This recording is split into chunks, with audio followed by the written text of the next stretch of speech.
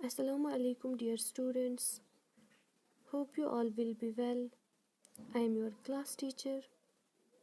Today I am going to teach you chapter number 6, that is houses यानी मकानात।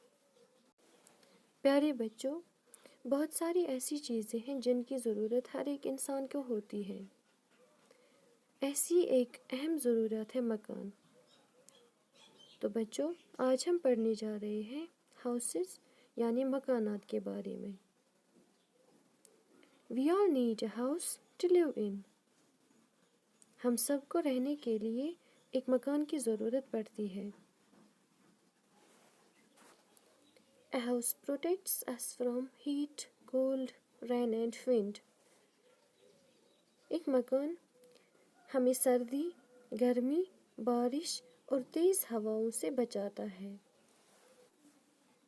A house also protects us from harmful animals. एक मकान हमें नुकसानदेह जानवरों से भी बचाता है। Now I am going to tell you about the rooms of a good house. A good house has many rooms. एक अच्छे मकान यानी कि एक बड़े मकान में बहुत सारे कमरे होते हैं। Such as kitchen. ये कमरा खाना पकाने के लिए होता है और इसमें बर्तन धोए जाते हैं। डाइनिंग रूम, वो कमरा जहाँ सारे घर के लोग एक साथ बैठ के खाना खाते हैं। ड्राइंग रूम, ये वो कमरा है जहाँ एक फैमिली साथ बैठ के टाइम स्पेंड करती है। It's also called a living room. Bedroom, इस कमरे में हम सोते हैं। स्टडी रूम, इस कमरे में हम क्या करते हैं? पढ़ाई करते हैं, बुक्स पढ़ते हैं, राइटिंग करते हैं, ड्राइंग करते हैं।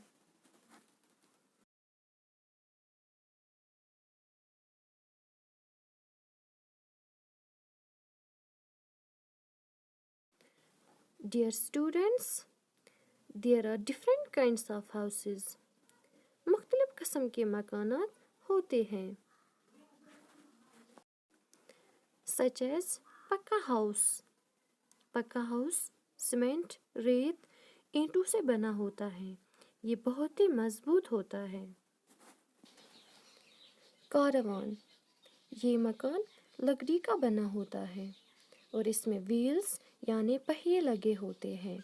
इनके ज़रिए इसको आसानी के साथ एक जगह से दूसरी जगह पहुंचाया जाता है। कच्चा हाउस, ये मकान मिट्टी और घास से बनाया जाता है। टेंट, टेंट के बारे में आप सब जानते हैं। ये बहुत ही मजबूत कपड़ों से बनाया जाता है। इसको क्या कहते हैं?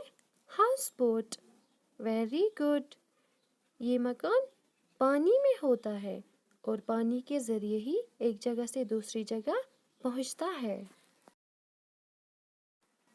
इग्लू, ये मकान आइस का बना होता है। My dear students, we should always keep our houses neat and clean. हमें हमेशा अपने घरों को साफ सुथरा रखना चाहिए। I hope my dear kids have enjoyed the class. This was all about the chapter. Allah Hafiz.